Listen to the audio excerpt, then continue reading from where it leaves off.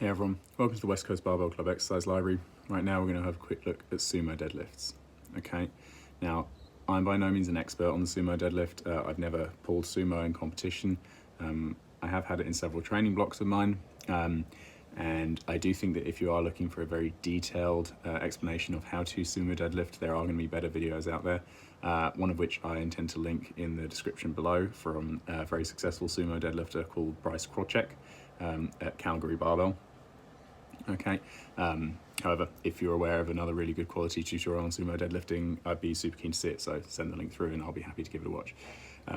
However, for the purpose of how we're setting up here for most of my clients with a sumo deadlift, we're still going to go through the same 5-step process we go through for our conventional or comp deadlift, as you'd have seen in a previous video for those that have already seen how I explain our conventional deadlift setup. Okay.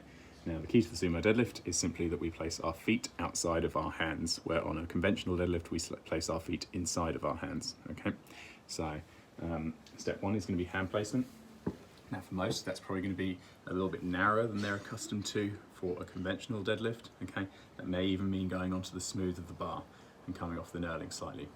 Okay, so first step is going to be foot placement outside of where the hands are going to go. Okay. You're going to want to slightly turn your toe out as compared to a normal conventional deadlift. Okay, you probably want to start out with a somewhat narrower sumo stance than you might have seen others using. Okay, over time you might be able to tolerate a wider and wider foot position if you feel like you're more efficient from a wider foot position. Okay, so foot placement first. I'm going to put my shin roughly in line with the power ring on the knurling. Okay, so once I've placed my feet for my sumo stance and my toes turned out, okay, the next step for me is to place my hands. Like I say, I'm going to place my hands pretty similar to what I would normally do for a conventional deadlift, albeit slightly narrow. Okay, that will be step 2. Step 3 will be to push my knees out as much as possible. Okay, try and have my shins relatively vertical. Okay, and then in contact with the bar.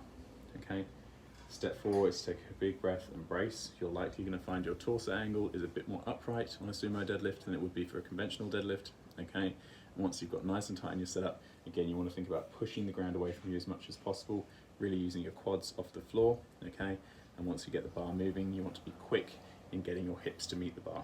Okay, so that's going to look something like this. So foot placement, hand placement, pushing my knees out as hard as I can, breathing and bracing after that, and executing a sumo deadlift, standing nice and tall at the top. Okay.